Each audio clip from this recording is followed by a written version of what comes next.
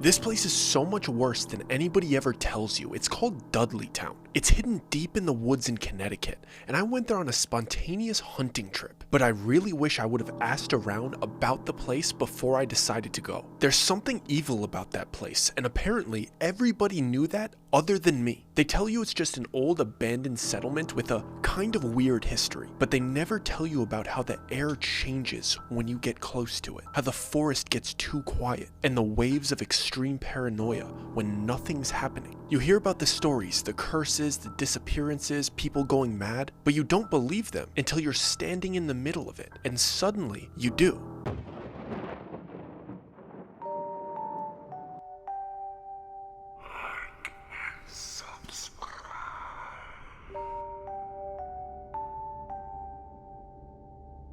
So I always wanted to go hunting for deer or something like that, but I never really got the chance to because it was either too far away and I couldn't afford the plane ticket, or it was just too expensive in general because of permits and things of that nature. And living in the city, I didn't have many friends that were interested in deer hunting, or at least as interested as I was in it. And for a few years there, whenever anybody would bring it up or I would hear somebody talking about it in passive conversation, I would infiltrate the conversation and be like, oh, do you go hunting? I've always wanted to, and try to dip my toes into that world. I figured that would be a better idea than going and buying all the stuff myself, booking a ticket, buying the permits. Hopping onto somebody's trip who was a seasoned deer hunter for my first time would be the best case scenario because I would see if I actually liked it before I invested thousands of dollars into it. And about 2 years ago, the perfect opportunity unfolded in front of me to hop onto a little hunting trip, and I knew I had to capitalize on that opportunity. So me and my buddy Sam were eating at this popular barbecue place. It's in downtown Chicago, it's on Green Street. Fantastic food if you're around. And while we were there, the place has like this outdoor seating area where it's just communal seating, and then after you're done, you walk by groups of people. It's kind of, everybody's chatting in that area. And we rubbed shoulders with some dude that Sam actually knew. It was one of Sam's buddies from college. And it was super random because this buddy didn't even live in Chicago. He lives in Connecticut. And he didn't even know Sam was in Chicago because Sam usually stays in Colorado. It was one of those times where two groups of guys walk past each other and you get like a double take from one of your mutual friends on each side, and you know it's about to be this interaction of like, hey dude, I know you. And we happened to be eating at the same place for lunch that day. Sam wanted to catch up with his friend. The friend seemed nice enough, so we all got together and enjoyed some smoked meats. I decided to sit back and let Sam connect with his longtime friend for the first 10 minutes of the meal because I could tell how excited they were to see each other and to catch up. They clearly had been friends for a very long time, and you know when you have a mutual friend with somebody, you get to see who that person really is almost right away. There isn't a warming up period because you have that middleman that goes, oh no dude, he's cool, speak however you want. So I was able to see Sam's friend, whose name's Chris by the way, I was able to see Chris's personality pretty much immediately, and he was a good dude, I liked him. Like if Sam vouches for this guy, most likely Chris is good people. So I let a couple minutes pass and then I start butting into the conversation because I don't want to just sit here in silence watching them talk. I want to know this guy as well. So I'm asking Chris what he does for work, and this man answers, I'm actually a hunting guide, and his full-time job is running a lodge that hosts deer hunting events. Like he is a legitimate hunting guide. So my eyes light up, and now I'm so excited to talk to this guy. So I'm asking this guy follow-up questions one after the other, and I ask him if it's okay for us to come up there, visit him, and to go hunting. And Chris seems so excited that I was asking all of these questions. He wanted us to come. He even started to tell me that he had been bugging Sam for years about visiting him to go on a hunt. And I look at Sam like a little bit confused, like we gotta have a conversation about this later, because you know that I've been wanting to go on a hunt, and clearly this dude has been hassling you about visiting him in Connecticut, and you've never brought it up to me. You always brushed it off like you didn't have a connect like that. And Sam knows that I'm shooting those looks at him, and the looks that he's shooting back to me are as if that he needs to tell me something about this situation before we fully commit to it. Like, hey, Chris isn't telling you the whole story here. I didn't bring this up for a reason, but he can't say it right in front of Chris. Like, I could tell Sam doesn't want me to commit to the plans right here over lunch, but I still want to know all of the information that I possibly can. So I just continue talking to Chris, and he actually mentioned that he had 2 spots open on a hunt 2 weeks after that day. Everything in me wanted to tell him right then and there, sign me and Sam up, we're down to go. But I didn't say yes because I knew what Sam was trying to communicate to me, so I didn't want to sign us up for something that he wasn't down for. And I try to buy a little bit of time because Chris seems like he wants a yes right now. But I start throwing financial questions at him because that's a little bit more sensitive. He can't expect me to say absolutely yes without knowing the cost of the trip. But as I start telling him about how it's very short notice and I need to check my budget, Chris just cuts me off and goes, "You guys wouldn't pay $1. All you have to do is pay for your flight. Other than that, dude, I'll cover everything." So I try to combat that a little bit because I want to have another conversation with Sam in private by saying, I don't have any gear, I don't have clothes, I don't have a rifle, I don't have anything like that. But Chris hops over that objection and goes, "I have plenty, you don't need to bring anything." I want to say yes so bad because it seems too good to be true, but I hold myself back and I tell Chris, let's put a pin in this, but we'll let you know by this time tomorrow. Chris was satisfied with that answer, so we just went back to shooting the shit and catching up. We had a fantastic lunch, and once we said bye and we went our separate ways, obviously the first thing that I asked Sam was, "Why didn't you jump on that opportunity right away? Bro, tell me what's going on here." And right away, Sam starts to explain himself and he says, "Listen, Chris is a very good guy. Like, I love that dude. We grew up together. He's one of my favorite people in the world, but I don't know if you want to stay at that lodging house." And I give him a little bit of a confused look because he's saying it as if it's almost a warning. So I playfully reply, "Well, go ahead, dude. Stop beating around the bush. Tell me about this lodge. Tell me about the house that we're staying at. Why is it so bad?" And we start laughing hysterically because Sam realized in that moment how ominous he sounded. Like, "Dude, I don't know if you want to stay in that house," acting like it's the most haunted place in the world. Then he follows up by saying, "Dude, it is just weird there. I stayed there for a couple weeks a few times, and I don't know how else to explain it other than it's freaky." And I wave my hand along like, "Go ahead, give me a little bit more details because you're being unbearably vague." So he keeps going by saying, "It just feels haunted there, and the woods that surround the place are odd, dude. I don't know. Like, they're literally called the Dark Entry Woods, and the house that we're staying in is like super old. It was built in the 1800s. I don't know if you would like to stay there." So I simply reply to him, "Did you like it there? Because, I mean, if you could handle it and it wasn't so bad for you, I think I could handle some rough accommodations for a deer hunt. Like, I wasn't expecting it to be a 5-star hotel." And Sam answered, "I mean, during the day I liked it, but I kind of got used to it after the couple times that I stayed there. I mean, I'll go if you want to go. I just wanted to warn you beforehand because it's not the nicest place." And at the time, what Sam was warning me about almost made the trip seem that much better. It actually seemed more exciting. I like going to places that have a little bit of character to them. The thought of going on a hunting trip in a home that was built in the 1800s in the Dark Entry Woods,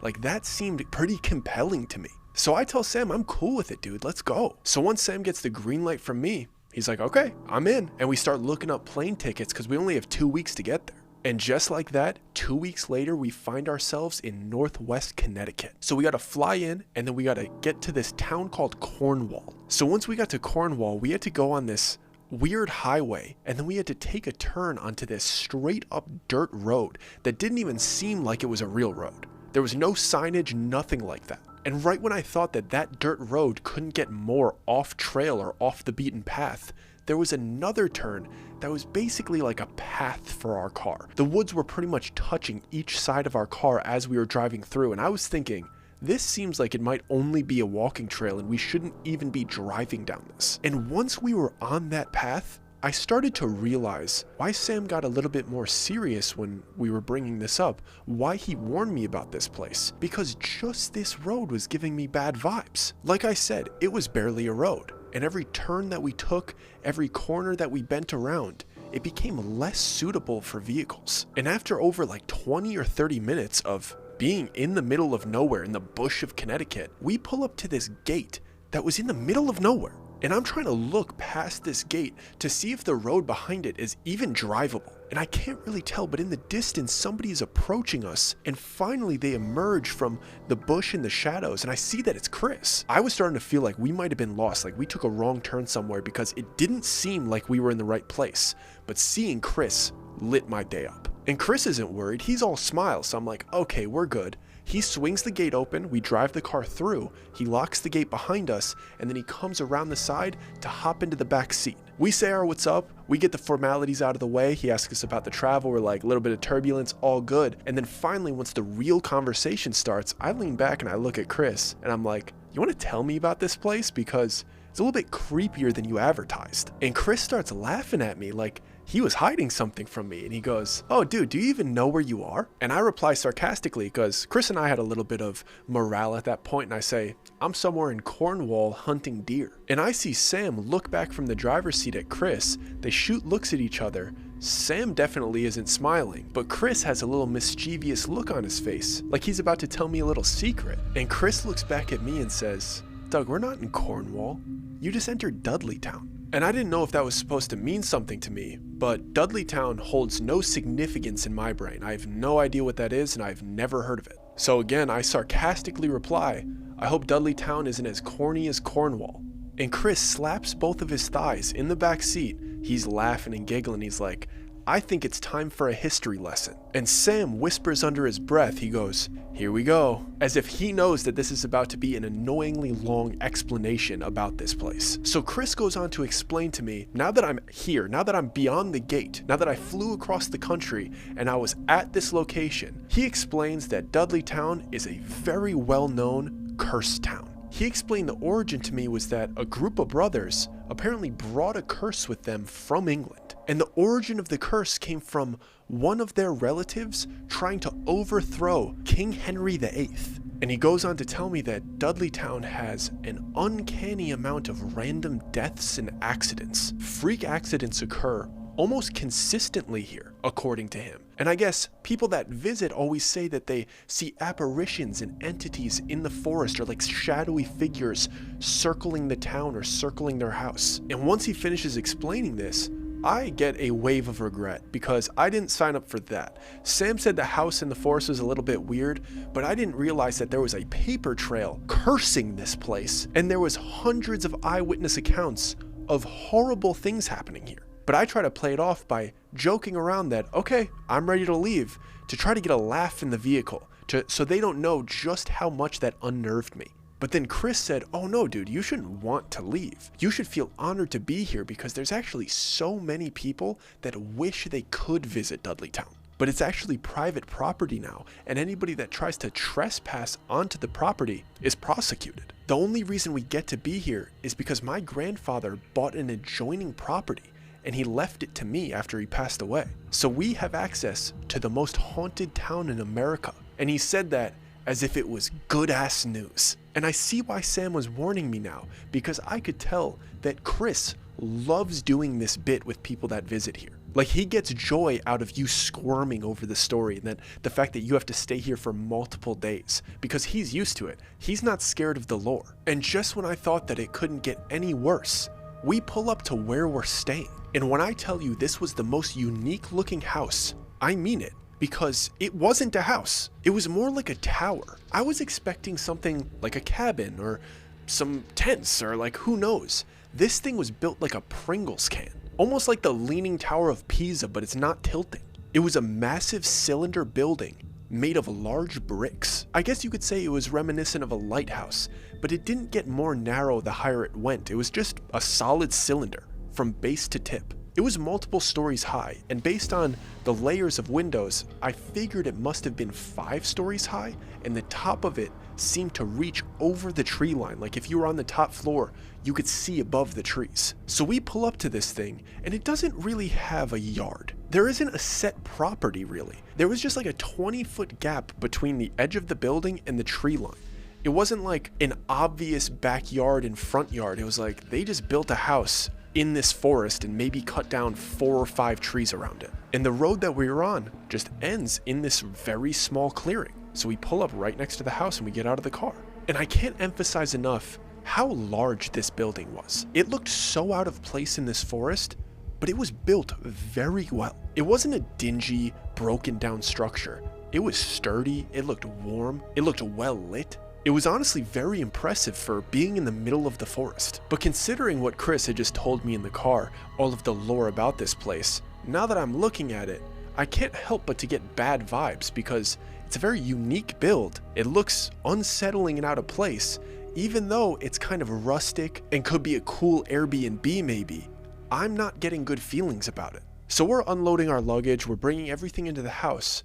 And the second I get in there, I realize that I've never been in a place like this. It really was an 1800s style house. I had never seen anything remotely close to the way this thing was built. I'm walking around this place absolutely astonished with just how different it is from any other place I've ever been. And Chris sees how amazed I am, so he takes that opportunity to start explaining to me a little bit about this house. And he points at the center of the room and he says, "You see that pillar right in the middle of this room? That's the furnace, and it goes through every single floor and it heats the house from the center." And then he jokes a little bit and says, "If you ever get cold while you're in here, just go closer to the center, go closer to the pillar. And if you ever want to go up or downstairs, just know that the staircases spiral around the furnace." And the pillar and the furnace were definitely cool. The structure of this place, how each room was a circle, it was awesome. But what really caught my attention was all of the memorabilia here. This place was covered top to bottom with antiques, relics, souvenirs,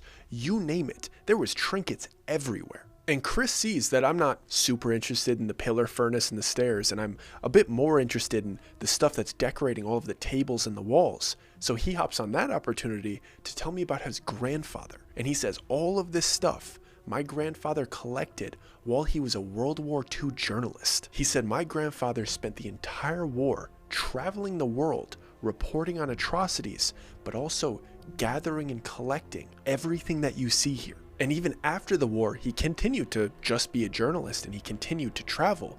And everything you see here is an accumulation of all of his travels and all of his collections. There's over 40 years worth of stuff here. So now that got my attention. I didn't love the spooky forest, spooky house bit.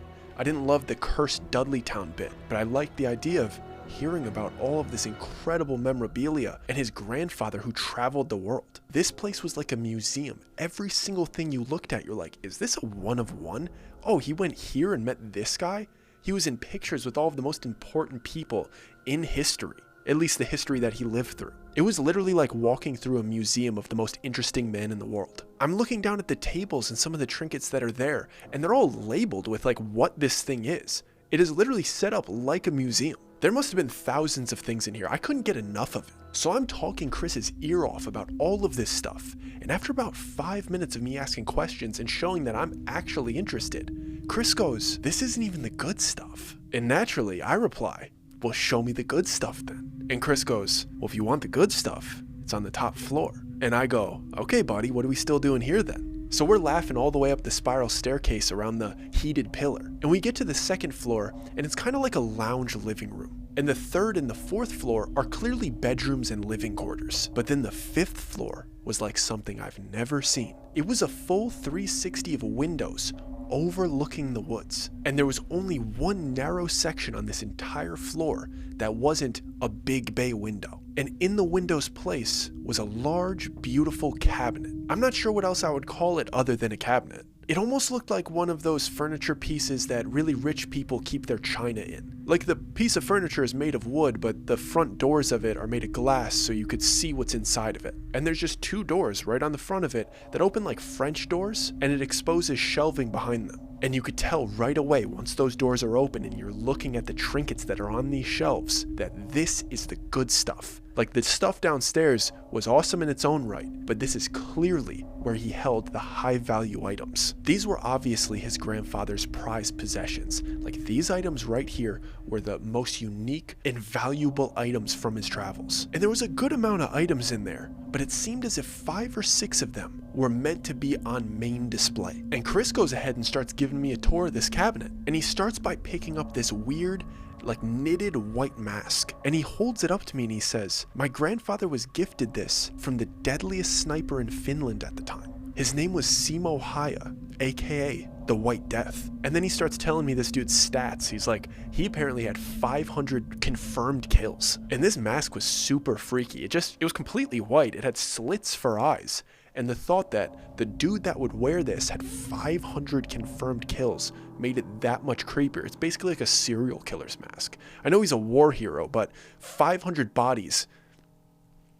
Like Simo Haya put up horror movie numbers. And as I'm trying to wrap my mind around one man taking out 500 people in a war, he starts showing me the next item. He doesn't pick this one up, he just points at it. And it's this old beat up camera. And he goes, "You know what's on that camera roll?" And I shake my head no, because obviously I have no idea what's on that camera roll, but I can only imagine he's gonna say something horrific, because it seems like in this place, every step you go further, it gets more tragic. And he goes, that thing holds the last remaining evidence of the massacre of Nanking. And I'm like, what do you mean the last remaining evidence? And obviously I go, and what do you mean the massacre of Nanking? What is that? I've never heard of it. And Chris cuts me off as I'm asking that question and goes, exactly. You don't even know what the massacre of Nanking is, because the Japanese destroyed almost all of the evidence of it.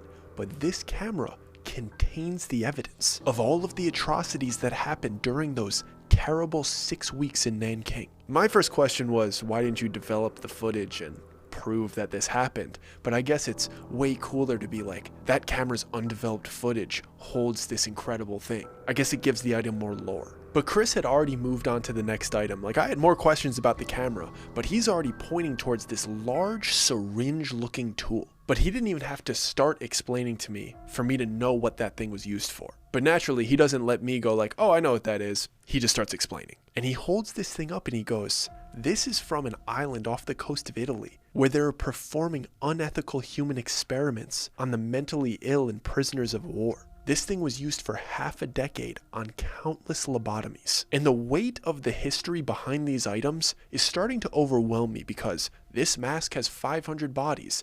This camera has evidence of a massacre of an entire city. And now this syringe looking thing was used for 5 years on unethical lobotomies. Like, you start to feel the weight of what you're looking at. These things go from fun collectibles to like really dark items that you don't even want to touch. And the next thing that Chris points to, because he doesn't see that I'm getting uncomfortable, and if anything, he's kind of happy that I am, because he enjoys seeing visitors squirm. And he points at this little glass vial that was filled with what seemed to just be water. And it was being held up in this small metal display. Like, it didn't look like anything special, but the way that they were hoisting it up with this like custom metal display, you could tell that whatever was in there was important. And Chris goes, you see that water? That water was taken from the underground lakes in the Paris catacombs. My grandfather convinced a group of cataphiles to take him down through the Paris catacombs. And he said that those cataphiles would perform rituals and sacrifices in that water. And he went on this tangent about how there's miles of underground tunnels under Paris. And there's a group of about 100 cataphiles that are obsessed with mapping out these tunnels, and they basically live down there. If you don't know what a cataphile is, it's just somebody that has an obsession with catacombs. But apparently, according to Chris, there's a network of people that have access to all of these underground tunnels under Paris, and nobody knows the exact use for them. You could only imagine that people that have access to restricted tunnels that aren't monitored or policed, they're probably up to no good. And at this point, I'm overloaded with information, and I put my hands up like signaling to Chris like, hey dude, I've had enough, please stop. And he sees in my face that I am overloaded, I can't handle much more of this, but he pleads to just tell me about one more thing. And I jokingly say like, okay, fine, I can handle one more. And he points at this raggedy old doll, and he goes, that thing is from the island of the dolls. It's an entire island in Mexico that's covered in little dolls just like this. They're all over the trees and the house. They're hanging from the ceilings, the branches,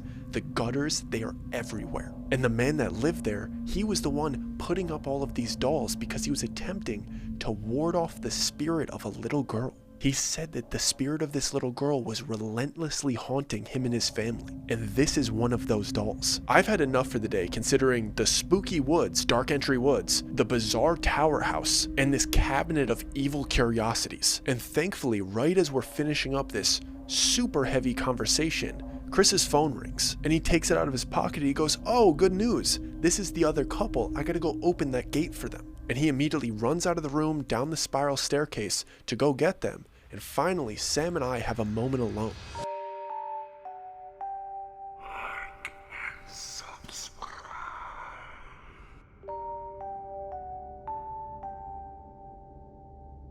And I look at Sam and I'm like, you really downplayed how freaky this place is. And Sam goes, dude, I told you wouldn't like it here. And we were still being playful and jokey because I did want to be here. We were just busting each other's chops. It was just more intense than I was expecting. I didn't know a place could be so heavy. So we're looking out the window and we see Chris jogging down the path towards the gate. And Sam and I decide to just head downstairs back to the first floor so we could greet everybody as they come back. But if I'm being honest, I wasn't fully satisfied with Sam's answer, so I wanted to dig a little bit more into this place. So I just straight up asked Sam, is there anything that I should know before Chris gets back? And Sam scratches his head and raises his eyebrows. He's looking around as if there's so much more that I need to know. And he takes a deep breath and then he just starts talking. Well, first thing, definitely don't look down the crawl space on the second floor at night. It's super creepy. And be respectful to the wardrobe that's in your bedroom, cause it's a Dybbuk. And he could see on my face that I have no idea what a Dybbuk is,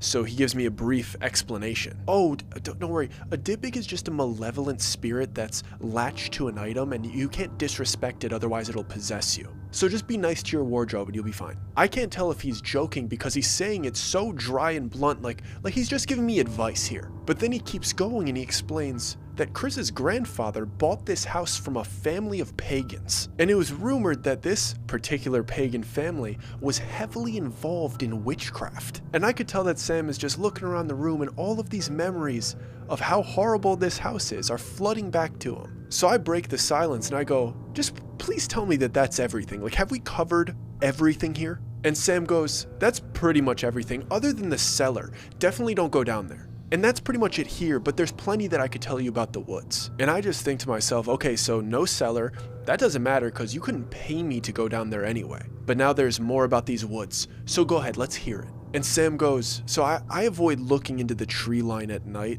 to avoid seeing things. If you're looking out there, you'll see stuff pretty often. He said that they just look like hazy figures right inside of the trees, but you see constant movement, so I just try to avoid it altogether. But once you're out in the trees and you're actually hunting or you're walking around, it's pretty fine. You don't really see figures once you're in there. And I immediately cut him off because, what do you mean pretty fine? And Sam shrugs his shoulders as if he feels sorry that he has to tell me this information right now. Well, there's usually really good hunting, but it's pretty common to find a lost person in there. We found a woman one time, and when we found her, she could barely talk. She didn't even know how she got there. And I'm just nodding my head, coming to terms with the fact that I'm staying in a haunted house, in a haunted forest, with strangers that I do not know. And right as I'm thinking about how anxious I am to meet these strangers, there's a knock at the door.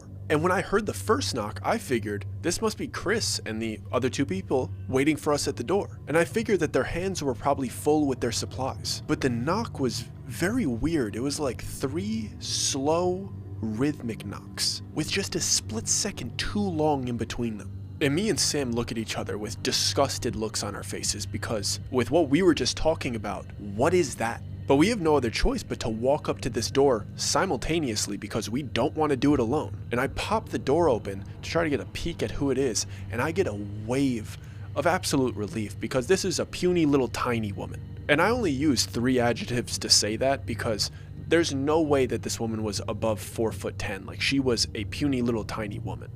In that order, puny little tiny. And even though she was absolutely minuscule, I wasn't relieved by her size, I was actually relieved by her demeanor. She was puny little tiny and happy. And she just trotted right in and started asking us questions, asking us if we were here for the hunt as well. She asked us if we had ever been hunting. She asked us if either of us were Chris, and when we were like, no, I'm Doug, this is Sam. She was like, where is Chris? She was just really friendly and nice and easy to talk to. But the last question that she asked threw me off a little bit because I thought Chris had left to let her in. But she's acting as if she hasn't even seen Chris yet. So I go peek out the door and I see a car pulling in, and I see a couple in the front seats, and I see Chris in the back seat. So now I'm looking back at this girl, this very friendly lady, wondering where she came from because there's no other car in this clearing. It's me and Sam's car and this new couple's car. And I'm trying to get Sam's attention to try to let him know, I want to talk to you about something. I don't know where this girl came from, but he's fully engulfed in the conversation with her, so I turn my attention back towards Chris and this new couple. So I'm just standing in this doorway, watching them unpack this car. I have no idea what this interaction is going to be like. This lady was pretty nice,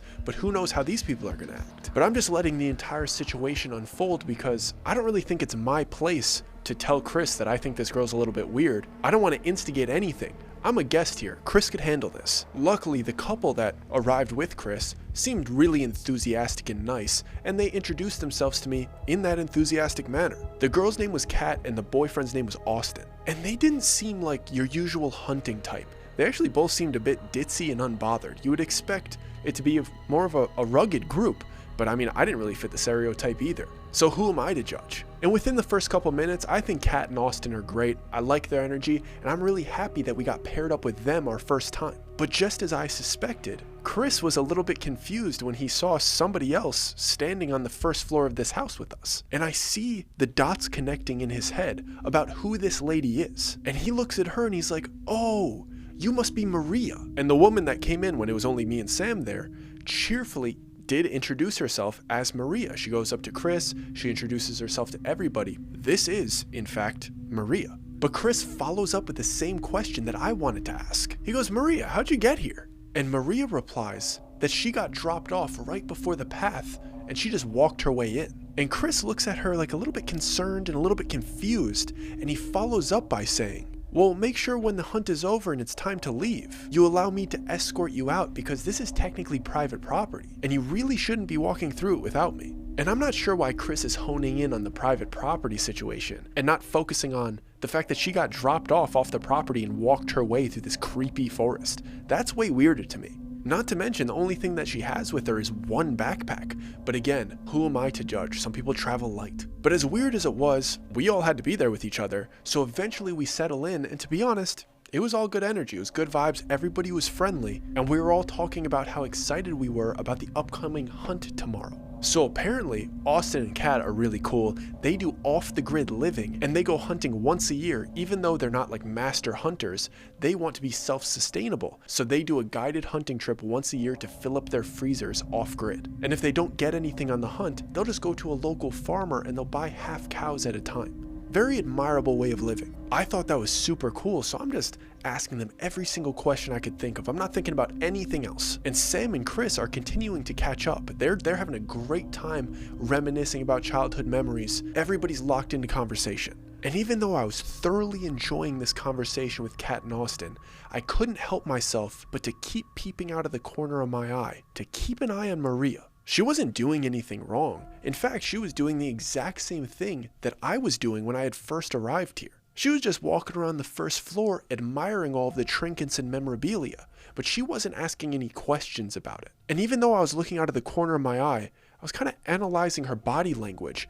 and it seemed as if she was looking for something in particular. And after a couple minutes, Kat and Austin went up to their room to set up their phones on chargers and to unpack a little bit. And I got a moment to actually watch Maria undisturbed. Sam and Chris were locked in their conversation, so I'm sitting there and I'm able to really drink her in. And I'm watching her skim over all these items. She's going around the entire room, and I get this little vibe that she's getting upset. She's trying to hide it. She's not really showing it, but I could see a little bit of disdain growing in her. And like, I could understand reading some of the descriptions of some of the items that were in there. Some of them were messed up. And I could definitely understand seeing some of them and getting maybe a little bit emotional, very heavy history attached to some of these. But she looked like she was like taking it personally. She looked like she was getting angry. And I'm seeing this anger grow on this girl's face. I'm only able to see the side of her face, but you guys know, you can like see when somebody's getting mad. But then I see the anger disappear instantaneously. And she goes back to all smiles right when Chris calls over to her to ask if she's hungry. And she looks up at him with a sweet, innocent smile and tells Chris, "Oh yes, I'd love to eat." And at the same exact time, Kat and Austin are coming down the spiral staircase saying that they'd love to eat as well. And I throw my hand up to the sky and I'm like, "Count me in." So Chris nods his head and he's like, "Okay, everybody's eating. Sam, do you mind giving me a hand?" Of course, Sam obliges and those two just lock into cooking. And Kat and Austin go up to Maria. They try to break the ice with her. We're all here together. We should all be friends. And they ask her about what she's looking at. And I could tell that Kat was just trying to get Maria involved in the conversation because she was the only one that was here alone. Like, Sam and I are here together. Kat and Austin are here together. Chris is the host, so he has nothing to feel awkward about. So Kat was doing her a solid by being like, "Hey, let's talk. Like, you're here with us. Let like everybody talk to each other." Plus, we all realized very early on, obviously, that English was Maria's second language. She very clearly spoke Spanish as her primary language. So it was super nice and thoughtful of Kat to go out of her way to bring Maria into the dialogue of the group. And their conversation seemed to be very interesting. Also, I wanted to budge in because I wanted to know about what was making Maria so visibly upset. And Kat just opens up the dialogue, you know, trying to butter her up a little bit, like, oh, all of this stuff is pretty cool, huh? Like, what are you looking at? And then Maria says something that was a little bit odd. She says, this guy stole a lot, huh?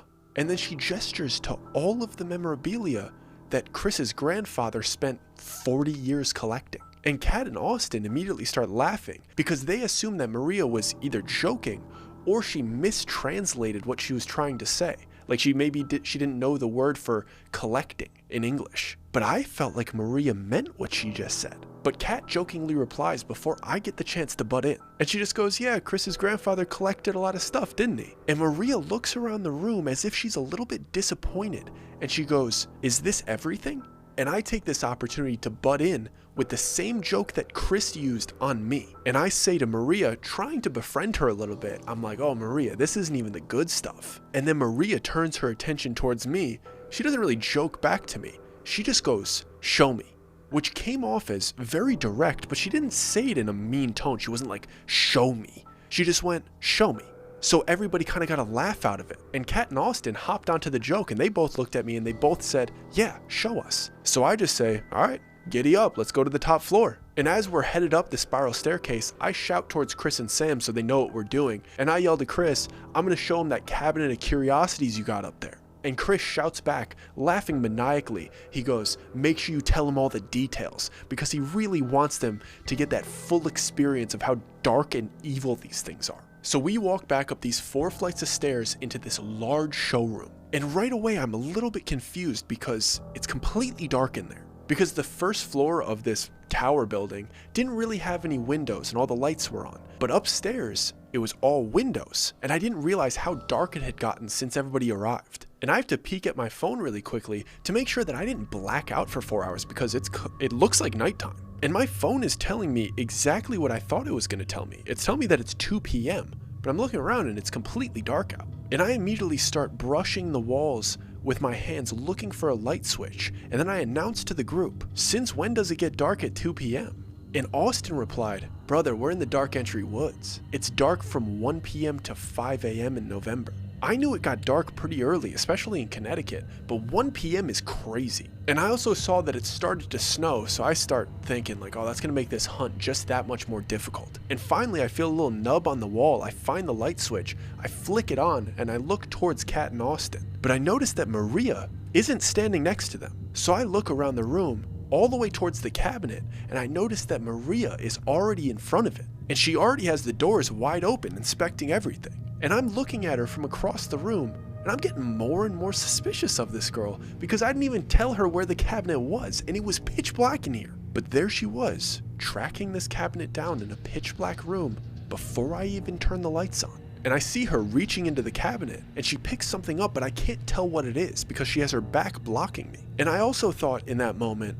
I didn't think we were supposed to pick things up here. It's not like Chris said that, but you could only assume that these prized possessions that his grandfather left to him were probably off limits. So I start walking around to the left side of her, trying to get a glimpse around her to see what she has in her hands. And Kat and Austin go around the right side of her, but in a much more bubbly manner, because they're trying to get their eyes on this special memorabilia, while I'm trying to get my eyes on what this girl's holding. And as I'm looping around and I could finally see her hands, I see that Maria is holding that sharp lucitome, the one from Italy, the lobotomy thing. She's holding it with both hands, and the sharp end of the syringe point is facing towards the right, so not towards me, but towards Kat and Austin. And I could see Maria's face slightly from the side, and I see that she's not looking at the lucitome. She's holding it in front of her, but she's looking up at the mirror that lines the back of the cabinet. So she's holding this thing as if she's looking at it, but she's actually looking straight forward. And as Kat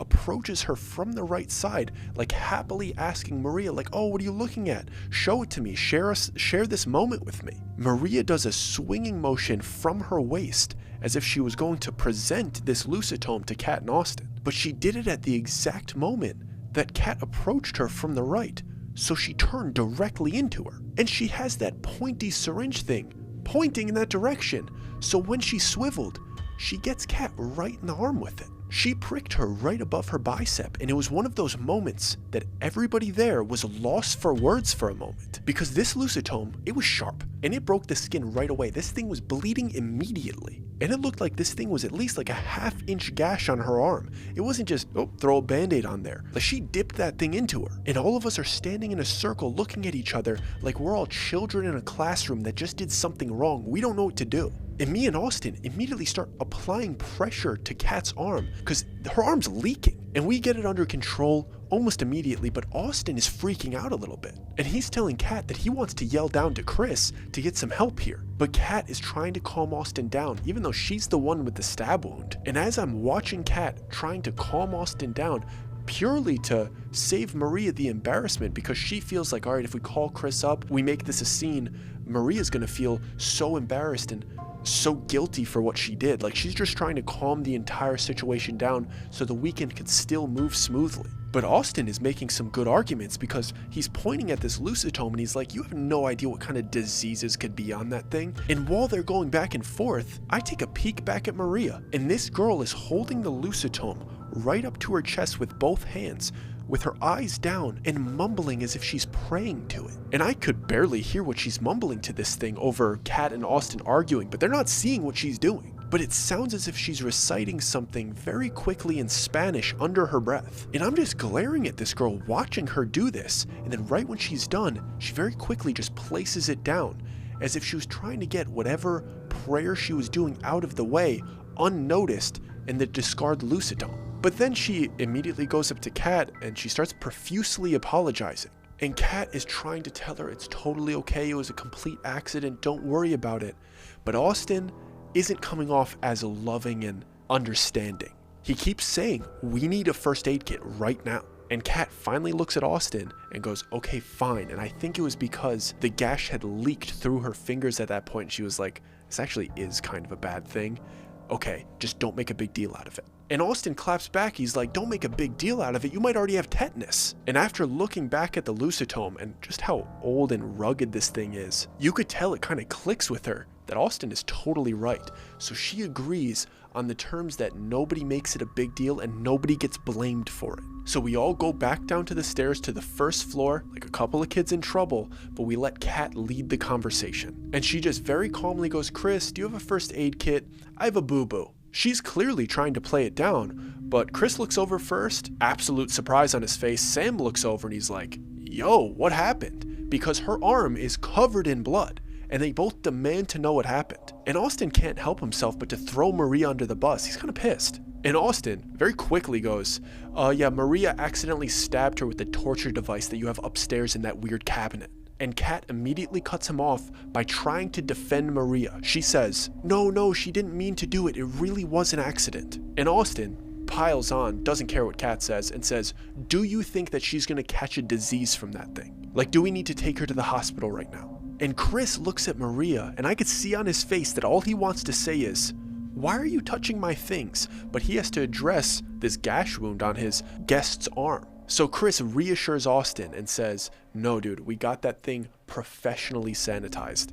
It's safe. Just throw some peroxide on it, you're gonna be completely fine. So we all spend the next 20 minutes bandaging up Kat, sanitizing her, just making sure that she's completely okay. The trip didn't start off fantastic, but we're trying to get over this first hurdle. And during that entire process, the only thing that I wanted to do was get Sam alone so I could tell him about what I saw Maria doing after she poked Kat with that little weird prayer thing. And I'm shooting Sam looks like, dude, I got something to tell you. Like, we gotta find somewhere to talk alone, dude. But instead of being able to have a private conversation, we're forced to sit through the most awkward dinner of our lives. Because for one, none of us really know each other. And two, the host is kind of pissed because one of the guests touched his things that they weren't supposed to. Oh, and three, one of the guests stabbed one of the other guests with an Italian torturing device. It's safe to say the trip wasn't off to a great start. But Kat, bless her heart, was the only one at the table trying to revive the mood. And I could tell that she felt very, very bad for Maria. She just didn't want Maria to feel like she was ruining everybody's time. But I didn't feel the same way. I almost want to blow up this table and blow up this conversation a little bit and let Kat know that I think Maria might have done that on purpose. Because from my perspective, it almost seemed like Maria timed swiveling her hips to stab Kat on purpose. And then she didn't immediately start tending to Kat. She was mumbling under her breath a few steps away for like 30 seconds before she showed any level of empathy. And I'm just waiting for Maria to say something during this dinner. She's just sitting there quietly. She's just moving stuff around on her plate, waiting for the dinner to end. And I was doing the same thing. In fact, I wanted this dinner to end so badly that I just decided to excuse myself. I scarfed down the food as quickly as I could, and then I slapped both my legs like a Midwest goodbye, and I go, welp, I gotta get my 8 hours. We gotta be up at 4 a.m. It didn't really make sense because everybody knew that in order for me to get 8 hours, I probably could have went to sleep like 3 hours later, but everybody was okay with dispersing from this very awkward dinner. So everybody clears their plates, we help Chris tidy up, and we all head upstairs to our own quarters. And when me and Sam finally get a moment to ourselves, we get into our room together, and I'm about to spill the beans about what I think about Maria. Sam just goes, I don't trust that girl one bit. And I just reply, right? Dude, she stabbed Kat. And Sam looks at me confused and goes, wait, you're telling me that she did that on purpose? Why did you guys act like it was an accident? And I fill Sam in on my suspicions, and I tell him that Kat and Austin think that it was an accident, but I think I saw her time it to make it look like it was an accident. And Sam gives me a little bit of an eye roll, gesturing something along the lines of, that seems a bit out there, dude, are you sure? And I back up my statement, I'm like, bro, she spun with the pointy end towards her. And then she spent a half a minute speaking to the Lusitome in Spanish, like mumbling, whispering its sweet nothings before she started helping. And Sam goes, what do you mean she was whispering to it? And I say, bro, I don't know. She was holding it dear to her chest, speaking to it, holding it with both hands. And then after like 2 seconds of like thinking about the situation, Sam goes, don't you think it's weird that she walked here? And I just say, did you talk to Chris about it? Did you raise that suspicion to him? And Sam just goes, Chris said that she contacted him through his website and she paid the invoice immediately, like she's a paying customer. You could show up. And he wasn't going to turn her away just for showing up without a vehicle. He didn't seem suspicious of her. He was definitely annoyed that she was touching his grandfather's things. But I'm sure around here doing what he does, he's probably met much weirder characters. This isn't the weirdest thing that's happened here. And we kept talking it over for a little bit, but eventually the subject got boring. There wasn't anything else to talk about. So we were just chilling in our room, winding down. And we decide, okay, we should probably get some sleep because we had a big day ahead of us. And I'm just laying in bed, trying to doze off, when I start hearing footsteps above us. And initially I think that it's probably just Chris double checking the cabinet upstairs to make sure that none of his grandfather's things are broken. But then I hear those footsteps come down those stairs and stop right in front of our door.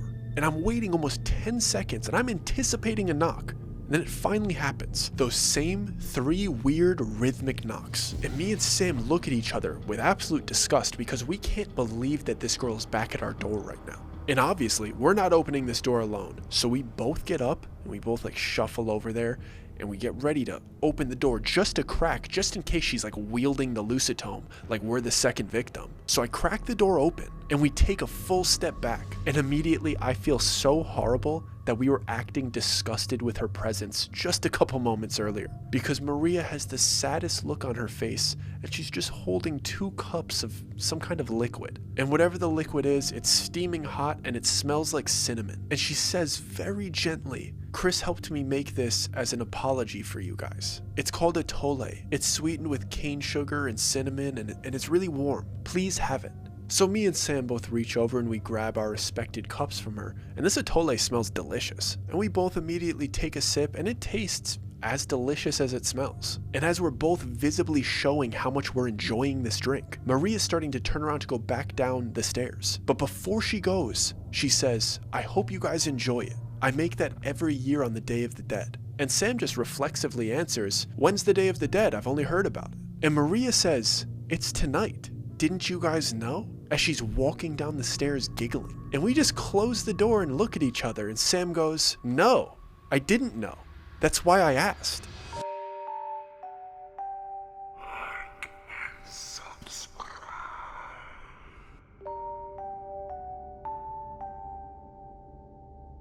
And I just pile on by saying, she's lucky this Atole smacks because I'd vote her off the island. And me and Sam just start laughing, and then we finish that smooth, sweet Atole before we call it a night and we go lay down. I managed to ignore the creepiness of the room, and I managed to doze off, but I wasn't having a comfortable deep night's sleep. I felt like I was rolling around in bed, half dreaming for hours. You know, when you're sweating, but you're kind of cold, and you don't know if you could be under the blankets or over them. Nothing about the situation was comfortable. And I finally abruptly woke up in a very deep sweat, but as I was looking around the room, I couldn't tell what had woken me up, but I just had this horrible feeling. And I'm looking across the room, I'm trying to get a glimpse at Sam, see if he's awake. Maybe I'm not in this alone, but he's dead asleep. But he's rolling around, he's clearly dealing with something very similar to what I was dealing with. And then I start to hear something that starts as a very faint sound, but as it builds, it sounds like marching and chants. And I hear it getting a little bit louder and approaching closer and closer. I'm looking towards the window that I hear it from, but I look back towards Sam, and it woke him up. And he sits up, kind of groggily rubbing his eyes, looking around. He looks over at me, and I could tell that he's surprised to see me already sitting up awake, because he doesn't know what woke him up. He just knows something happened and now I'm sitting up. But then we start to hear this sound again, and we're both sitting as quietly as we possibly can to try to get a better glimpse of what it is. And after about 10, maybe 15 seconds of pure terror and silence, we could tell that it's definitely coming from outside. So me and Sam both try to quietly get out of bed, and we tiptoe over to the closest window. And we're looking out of the window in the same direction where the path is that we drove in on. And I could see multiple lights in the distance getting slowly closer and closer to us. And we still can't make out what it is, but it feels like we're waiting an absolute eternity until finally these lights get close enough that people emerge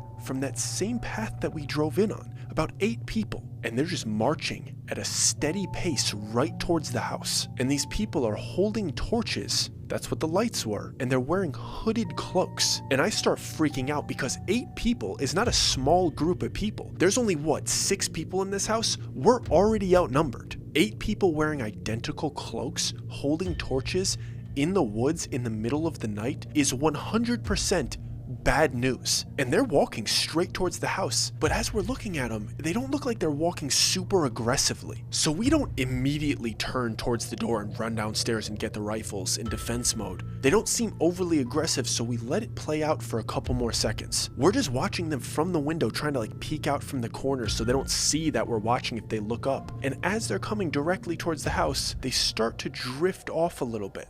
They're not coming to the front door. They're going in the other direction. At first, I think they're gonna circle the house. Maybe they're checking the perimeter, but then they go more into the middle of the small clearing. And they go straight up to these 2 metal doors that are protruding from the ground. They're the cellar doors. And it's not like this cellar connects to the house. It's not the basement of the house. It's about 10 feet away from the structure. And it's just a cellar. It's like a separate thing. But I'm not completely positive that this cellar doesn't connect to the house.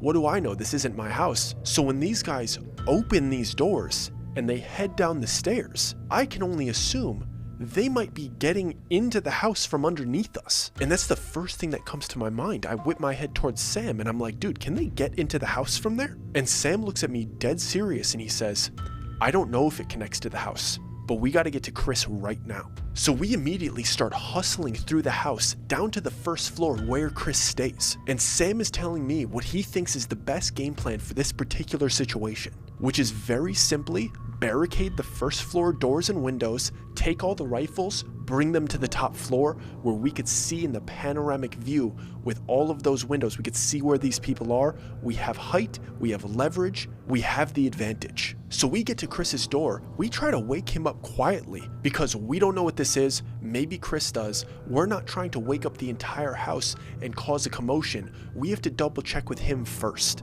Who knows? This is a weird place. Maybe he knows those guys. Maybe they come here on weekend nights and he rents out that space for them. We don't want to just wake up everybody for no reason. And if Chris doesn't know that they're out there and they're not supposed to be out there, we need to quietly wake everybody up to get them upstairs, to get them into a safe place so nobody freaks out and alerts those 8 people that were in here. So we're just gently knocking on Chris's door and kind of speaking through the door that we got to talk to him about something. Nothing too serious, just Here, get up, come out here. And we hear him groggily roll out of bed, waddle over to the door. He cracks it open and he says, "Guys, the house makes weird noises. I promise you it's nothing. Just go to sleep." As if he is so used to people knocking on his door in the middle of the night about his creepy ass house. And Sam gets very serious very quickly and makes sure that Chris is looking at him in the face when he says, "Chris, I need you awake right now. We just saw 8 men enter your cellar. Can they enter the house from there?" And Chris immediately shakes off his grogginess and goes, "What do you mean there's 8 men in my cellar?" And right as I'm about to reply to let him know that I saw what Sam saw, we hear screaming from upstairs. And it sounds like somebody is being violently tortured, like there is a woman screaming for her life. So me, Sam, and Chris immediately grab 3 rifles and we head upstairs. And in my head, I don't understand how these men in cloaks got into the house. Because as we got to the 2nd floor where Maria was staying, the screams were coming from the 3rd floor. They weren't coming from the 2nd floor, which would be impossible for them to enter the house without going through the 1st floor first. Like maybe they could climb through the 2nd story window, but the 3rd story, no chance. And since the screams are coming from the 3rd floor, it must be Kat.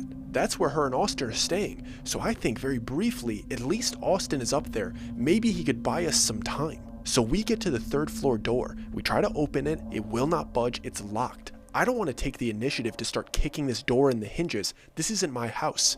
But luckily, Chris doesn't hesitate and proceeds to start breaking this door down. Because Kat is legitimately screaming for her life on the other side of this door. And I start to hear Austin's voice just a little bit in between Chris bashing the door and the screams. And he's just pleading to Kat, asking her, "Kat, like what is going on? Tell me what's happening." And Chris finally gets this door off the hinges. And like I said, this building is like a cylinder, and each floor is just a large circle room with this pillar furnace in the middle. So when you go inside, you can't see the entire room. You have to like go around this thing.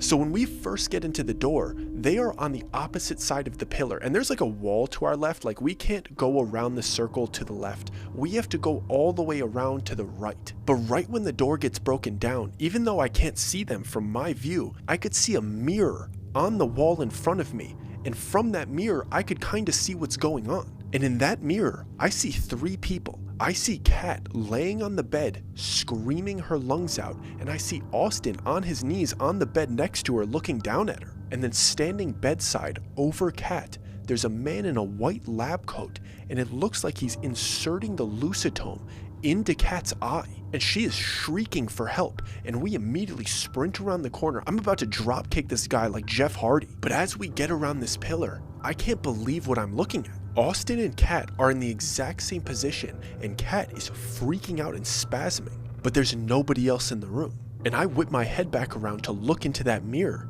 but now it's just those 2 and now us 3. There's nobody else here. And when I look back at Kat, it seems like her body language is calming down and she's out of whatever excruciating pain that she was experiencing. And now she was just curling up in a ball, grabbing onto Austin, hysterically crying, trying to explain what was happening to her. And she was just saying things like, "He was there, he was right there. That man, he was putting something into my eye." And that freaks me out to my core, because Kat is explaining what I thought I saw in that mirror for a second. So we're huddled around her trying to console her, but me, Sam, and Chris, we all know that there's 8 men outside in that cellar right now. And no matter what's going on here, there's another threat here. And Kat is unconsolable. She's hyperventilating. She's trying to convince us about what was just happening to her. But then out of nowhere, and in between her looking in all of our faces, like trying to plead that we believe her, her face goes blank and she looks at something behind us. And in that moment, the entire room lights up in a flash out of nowhere. And all of us jump and whip our heads around towards the door that we came in to see what illuminated that light. So all of us pick up our rifles and turn it towards the source of the light, but we're all a little bit confused as to what we're looking at. It's a small person holding up a camera to their face, taking a picture of what was going on in the room. And after this person removes the camera from in front of their face after the picture was taken, I realized that this person has a mask on. And it's an all-white mask with little slits by the eyes. And in that moment, I felt like the entire group realized who this was and what was going on. In the corner of the room, it's little Maria wearing Simo Haya's mask. And she's taking a picture of us with the camera from Nanking. And in the hand that doesn't have the camera in it, she's holding the doll from that Mexican doll island by one of its arms. And Chris breaks the silence of the room and says, "Maria, what are you doing?" And Maria replies in a venomous tone, "Venganza," before turning and running down the stairs. And we're standing there in complete shock, like what just happened? And the first thing I think is, she ran away like we were supposed to chase her. But we're just all standing there dumbfounded at the situation that we're in. And this little lady putting on a mask and taking, like, everything about the situation was bizarre. So we're trying to calculate what the next move is. We turn our attention back towards Kat for a moment because we have to make sure that she's okay. And Austin starts freaking out. And he's yelling at us at this point, and he's saying, "Don't touch her, get away from her, don't come near us." And he starts throwing accusatory things at Chris, saying like, "Your whole spooky haunted house thing is getting old, dude. We're not interested in whatever weird act that you want to play out. We came here to hunt." And I realize that Austin is under the assumption that this entire thing is orchestrated by Chris for like this weird theme of his house. But Austin is completely done with it. He's throwing his stuff back into his suitcase and he's forcing Kat to get dressed because they're getting out of here. They start heading down the stairs. We have no choice but to follow them because that's where Maria went too. We don't know where she went. But me and Sam both know that there are about 8 men in that cellar outside still, and Austin and Kat probably shouldn't go outside and be around the cloaked people with torches. But Austin is not hearing any of it. He's completely ignoring all of our warnings and rushes out of the door. I'm thinking we might follow them, but Sam goes up right behind him, closes the door behind him, chains the door locked, and we hear Austin's car turn on and their car drive away. They just left. They said, "You guys want to do some weird stuff in the middle of the night? We're out of here." And I don't blame them. So me, Sam, and Chris are standing there in the kitchen trying to decide what our next move is. And Sam says, "We just need to barricade the house and we'll be fine." We both nod, kind of liking that idea, but then I see something break into Chris's brain. I see it in his eyes. He has a different idea. He just goes, "Hold on a minute," and then goes running up the stairs. So we just instinctively follow him. We go all the way up to the 5th floor and he goes right up to that weird ass cabinet. I thought that he had noticed what Maria was wearing and what she was holding, but I guess he didn't put it together until this moment, because he started freaking out after he saw that most of his grandfather's prized possessions were gone. The mask, the camera, the Lucitome, and the doll, none of it was here. And I'm scanning the shelves, and the first thing that comes to my head is, at least she left the vial of water from the catacombs in Paris. But then I lean in closer and I take a better look at it, because it's kind of dark in there, it's hard to see. And I realize that that vial is completely empty, and it was completely full just a few hours earlier. And then my stomach drops at the thought of where she might have put that water. Maybe her peace offering wasn't so sweet. And then it clicked to me that I heard her walk up the stairs past our room all the way to the 5th floor before coming back down to serve us our atole. And I wanted to throw up at that point at the thought of drinking ritual sacrifice water that's under Paris. Paris isn't that clean in the first place. But I could tell that Chris is very angry and he's just pacing and mumbling to himself. She thinks she could steal from me? As if he's like trying to hype himself up to go hunt this girl. And I had been looking at Chris this whole time. I hadn't realized that Sam had wandered off and was peering out the window. And when I saw him, I figured, okay, he's checking up on the location of the hooded men. But when he noticed that I was looking at him in a very like sorrow-filled tone, he said, "She's just out there waiting for us."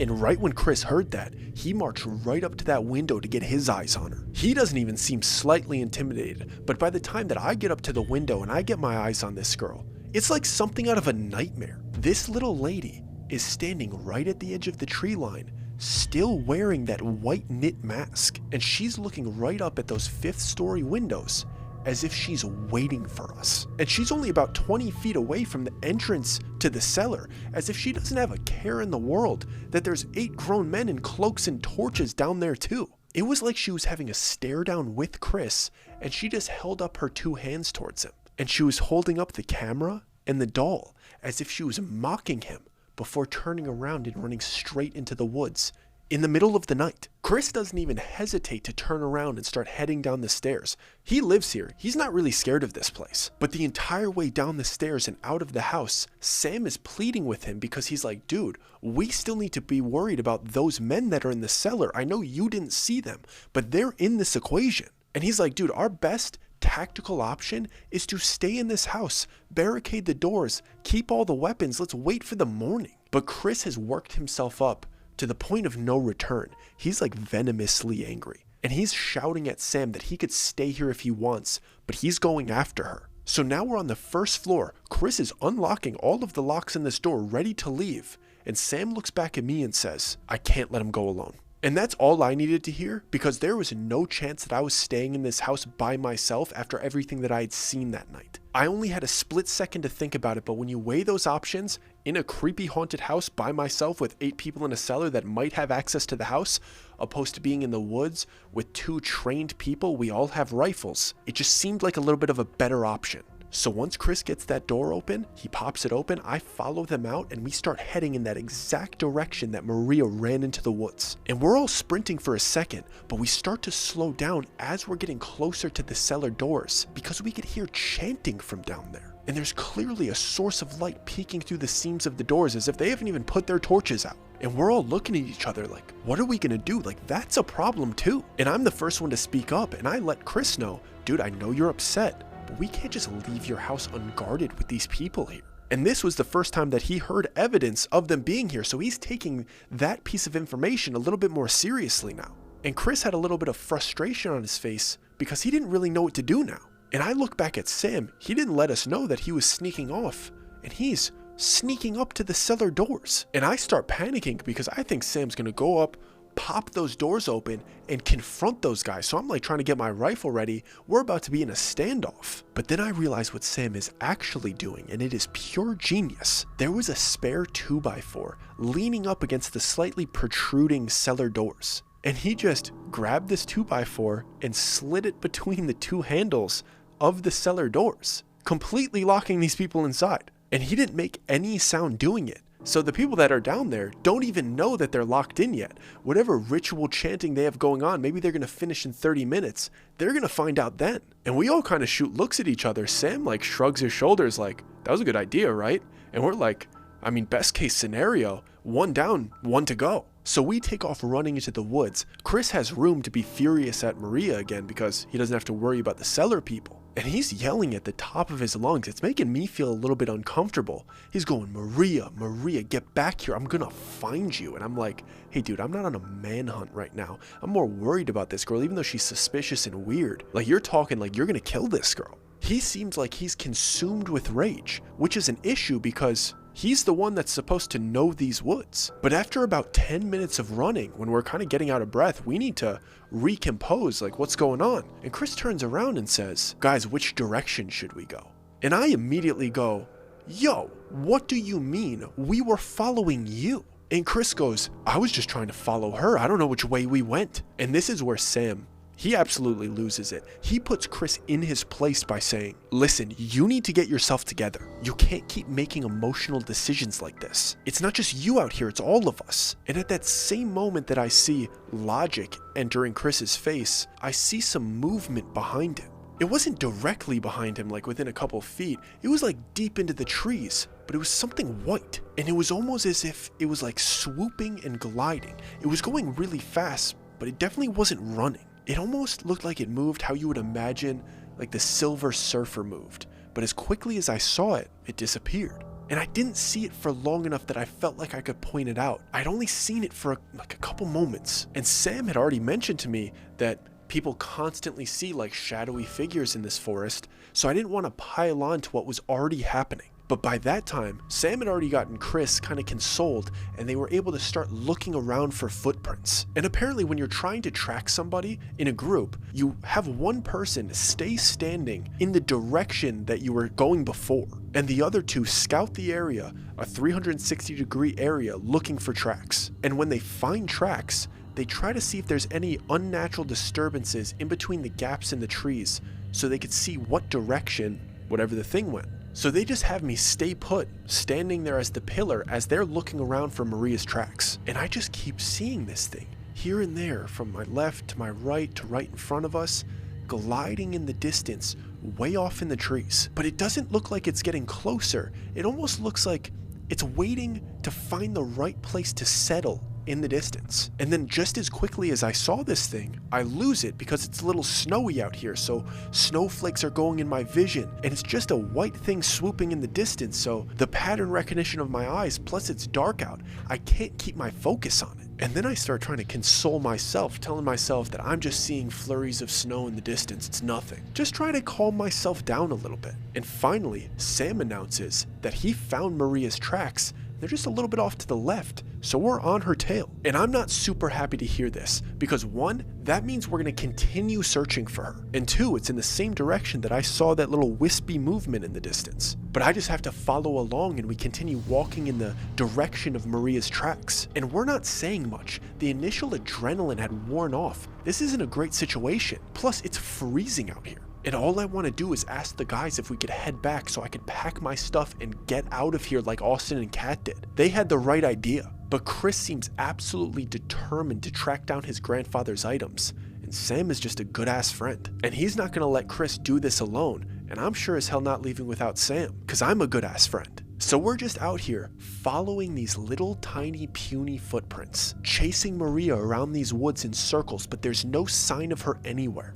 And I'm just completely paranoid at this point with everything that has gone down so far. Like, we don't even know if Austin and Kat got through the gate to get back to the main road. We don't know if the guys at the cellar noticed that we locked them in yet.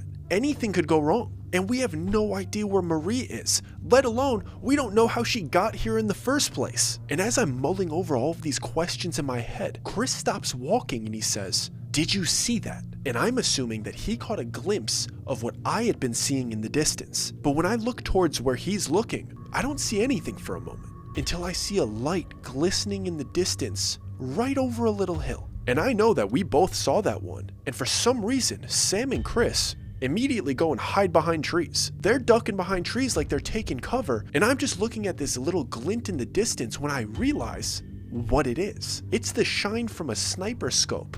And these two guys are ex-military and they have the right instincts. But I'm just standing there in the middle of the map looking like a doofus, like this is my first time dropping into Warzone. And I'm clearly the liability on this squad. And right as I'm about to take cover with them, I hear what sounds like two bricks being slapped together. And I feel a harsh impact in the middle of my chest. It felt like a heavyweight boxer punched me in the middle of my chest full force. It just sent me right to my back, like it took my feet out from under me. And I'm just laying there for a second before this fiery pain starts spreading throughout my chest. And I try to move, but I can't. And I'm just laying there motionless, looking downwards towards my feet. And right beyond my feet, I'm like looking in the direction that the impact came from, the same direction that the glint was coming from. And Sam army crawls towards me, while Chris starts to like not cover fire, but point his rifle in the direction where the scope was. And Sam drags me behind the tree that he was hiding behind. And then Chris basically like barrel rolls towards us, and they both start tending to me. And they're just feeling under my chest and under my jacket for any wounds. And I can't see anything on my chest, but I know that there has to be something there with the absolute sheer pain that I'm feeling. And as they're tending to me, I start looking off into the distance again, and I see that thing gliding deep in the trees. But this time, it's definitely coming towards us, but it's approaching us so weirdly. It's like it's hopping from left to right, gliding across the natural slopes of the forest. And I can't take my eyes off this thing. I know Sam and Chris are freaking out, feeling all over my chest, but I'm looking behind them, and I see this thing coming. And as it gets closer, I finally realize what it is. It's a man skiing, and he has those skis like the long skis that they use for cross-country Olympic skiing. And he's just barreling right towards us fast. And he closes in about 20 feet away from us, and I finally get a good look at this guy. And he's covered head to toe with white camouflage, with a white knit mask over his face, and a sniper holstered on his back. He's not even looking at us. He just seems to be in a rush to get wherever he's going. And my eyes follow him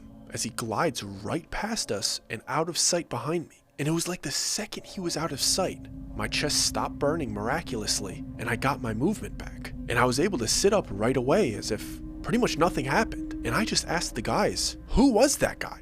And Sam goes, what are you talking about? Why did you fall like that? You just got stiff and collapsed out of nowhere. And I reply super confused, like, dude, what are you talking about? Didn't you hear that? You guys are the ones that took cover. And Chris looks at me funny and he says, take cover? Take cover from what? And I put my hands up and I'm like, hold on a second. You're telling me that you guys didn't see the glare from that scope and take cover? You're telling me that you don't remember hiding behind that tree, me falling, and then that dude on the skis fly past us? And both of them are looking at me very concerned, just shaking their heads no. And they're not doing it obnoxiously or like not believing me. They're like, no, dude, what are you talking about? They did it in a way that was telling me that they believed me, but they definitely didn't see the same thing that I saw. And the only thing that I could come up with to say was, guys, I'm freaking out. I think I'm seeing things. And they both look at each other and they both look back at me. And Sam says, I've been seeing some things too, but nothing like that, nothing that intense. And Chris just nods his head as if he's agreeing with Sam that he's been seeing some things too.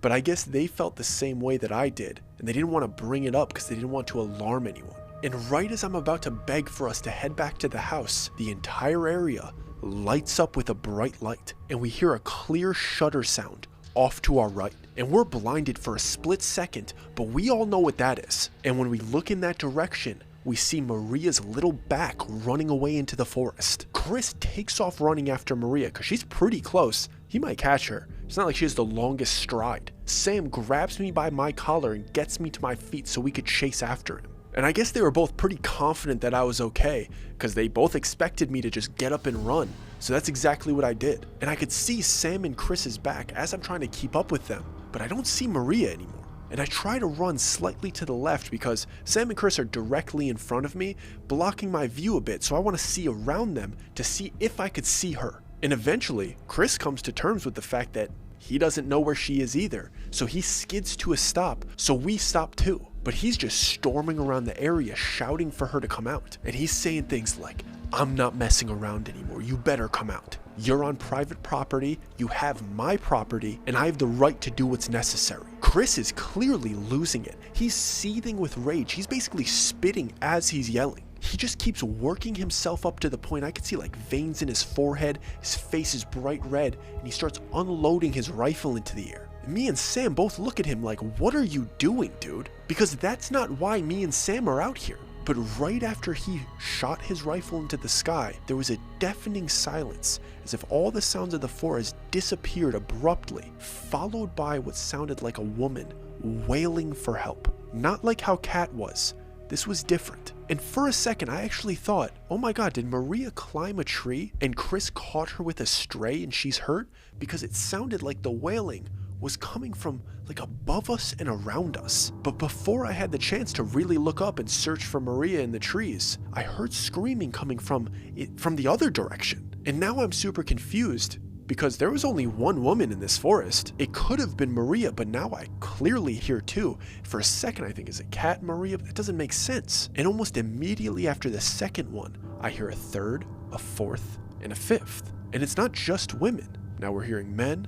Sounds like I'm hearing children. It's just people screaming for help coming from every direction. And I look at the other guys to make sure that they're hearing this one too, because I'm not positive that they are. But that's until the screaming builds up to what sounds like hundreds of people around us screaming in agony. And both of the other guys start covering their ears, so I know that they must be hearing it. And there was a brief moment of relief there, knowing that I wasn't hallucinating, knowing that I'm not the only one hearing this. But that relief was shattered by the realization that these screams must be real if they're hearing it too. And as we're looking around to figure out where these screams are coming from, there's nobody there. Like, it sounds like we are in the middle of a massacre, like there are horrible atrocities happening all around us. And it's so loud that we can't even talk to each other without yelling. So we just give each other like a basic signal, like, hey, it is time to head back. Finally, Chris agrees he has had enough of this manhunt that he wanted to go on, and we start heading back towards the house. But there was no way that I could feel relieved whatsoever because this screaming wouldn't stop. It was like all of the trees and all of their leaves are screaming at us in unison. And no matter where we go, no matter how far we hike, it is equally as horrific and loud, and there's no escaping it. and all of us holster our rifles on our backs so we could cover our ears with both hands. And we're basically running back only using our legs, not being able to stride with our arms because we can't handle this sound chamber any longer. It felt like an eternity making our way back. It felt like my eyes were vibrating by the time I was able to see the house. It was like we were first row at a screamo concert and the bass was rattling our eardrums. But the bass was real screams and real emotion. And the pain of the sound, it wasn't nearly as bad as the dreadful feeling that I got from it. And I feel like my eardrums are about to rupture as we're approaching the tree line right near the house. And the moment that I stepped into the clearing, I was absolutely shocked. It was as if I was a sprinter crossing a finish line, and the second my head got into the little clearing around the house, right when I broke the line of the tree line, the sound abruptly stopped. Like the exact millisecond I exited that forest, there was no screaming, and it was replaced with a faint hum of the silence. And I look at the other guys to make sure that they are feeling the same way, they experienced the same thing, to ensure that I didn't just go deaf. And they have that same realization on their face that it abruptly went silent. And I let my intrusive thoughts win, and I took a long step back into the tree line. And the second that I did, it was like I entered a completely different room, and the screams came flooding back in. But the second I stepped back out of it into the clearing, it was as if the edge of the woods were soundproof. And the only thing I could say in that moment was, looking at Sam, clearly filled with fear, I just go, that's bizarre. And I'm just gazing deep into the forest, trying to understand what we just experienced. But Sam replies to what I said like 10 seconds later, while simultaneously tapping on my shoulder for me to turn around. And he goes, "It's not as bizarre as that," as he's pointing to something behind me. And I whip my head around to see what he's pointing at. Only thing that I see is the house. I don't know what he's referring to. But then I see what he's referring to. A little bit closer to us is the cellar. The cellar doors were wide open, and there was clearly lights on in the bottom. And we could see that there was a figure being illuminated at the top of the stairs. The light that was emerging from the bottom caused a black silhouette at whoever was standing at the top. And at first, I think it must be Maria, because it's definitely not one of the men that we saw enter there earlier. Because this person was way smaller than the men in the cloaks. So of course I'm going to assume it's Maria. So I squint my eyes and I try to cover where the light's coming out to get a better look at the facial features. And I realize it's a little girl holding a doll, and she looks sopping wet head to toe, as if somebody dunked her in a lake. And right as I'm about to confirm with the guys that they're seeing what I'm seeing, whoever was in the cellar, all of those people, reached out from under and grabbed this girl and lifted her off her feet. And they dragged this little sopping wet girl down into the depths of this cellar. And we immediately start hearing those same chants that we heard earlier. Instinctively, we start beelining towards this cellar. We're taking the rifles off our back because we just witnessed basically a toddler being dragged into a cellar by 8 men in cloaks. And as we're getting closer, I could start to make out the chants that are coming from below. I can't tell exactly what they're saying, but I could tell what language they're speaking. These people are clearly speaking French. And as we get within about 10 feet and we're about to have this major confrontation, the cellar door slams shut in front of us, and we're forced to be on the outside of them,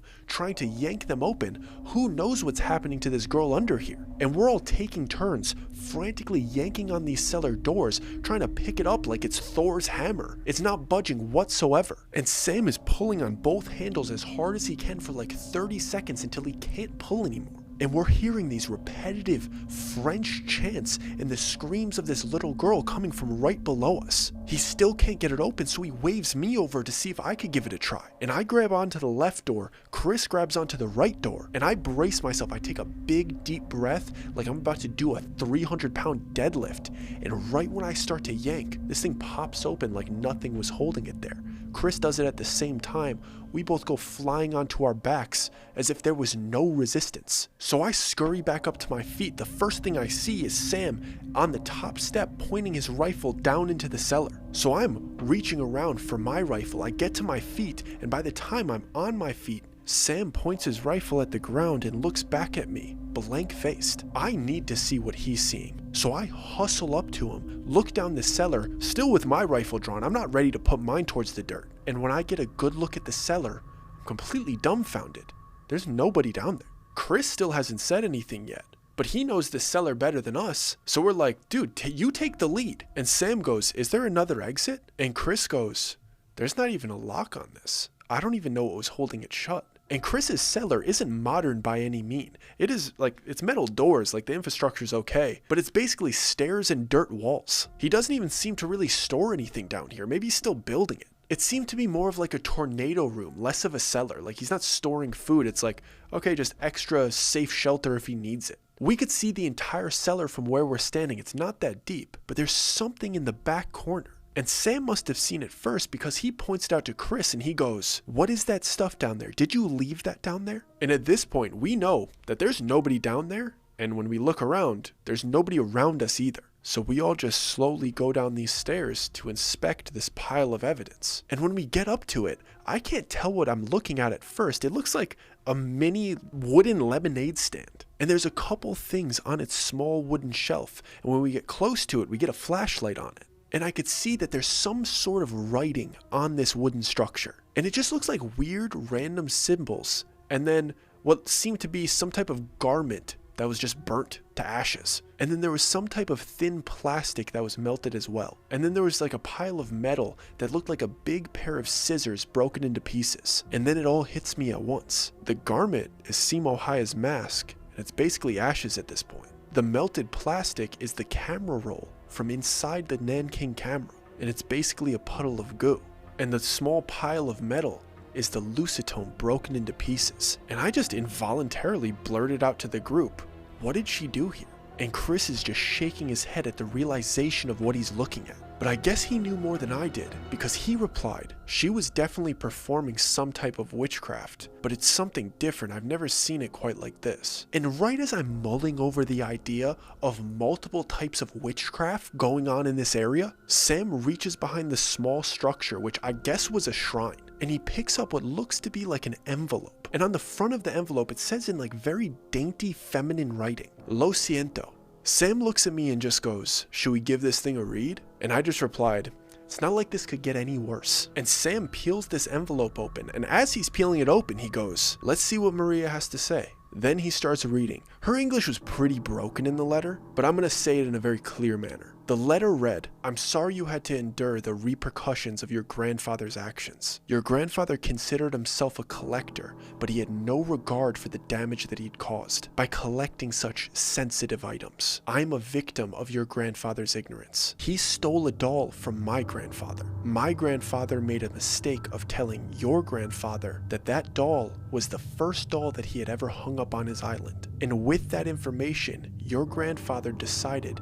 to steal that doll, taking away the protection that it gave to my family against a malevolent spirit. My grandfather spent his entire life trying to replace that doll to please the spirit that was tormenting my family. He always just said, just one more, I just need to hang up one more. He always thought that she would leave him alone if he hung up one more. And it was never enough because the spirit wanted the original. And you had been hoarding the item that could have saved my family generations of pain. I had only come to retrieve what was stolen from my family, but when I saw how much he stole, I knew that I had to free as many families as I could from whatever torment they were potentially going through. Please do not attempt to come to my home to retrieve property that was never yours. I apologize for going about it the way that I did. I was overcome with spite, and I could see now that what I was doing was wrong. I hope that you could forgive me the same way that I've forgiven you, Maria. We walked out of that cellar, and the only thing that I could think about was that I wanted to get off this property. And I don't even have to say it because Chris says it first. Just get your guys' stuff together. I'll let you out the gate whenever you're ready. We'll reschedule the hunt. Just let me know when you're free. And I just give him a nod because I'm pretty sure that I'm never coming back here. And to this day, I've never been able to go on a hunt like I wanted to. So if anybody wants to take me, it's still a goal of mine. But don't you dare try to take me to Dudley Town.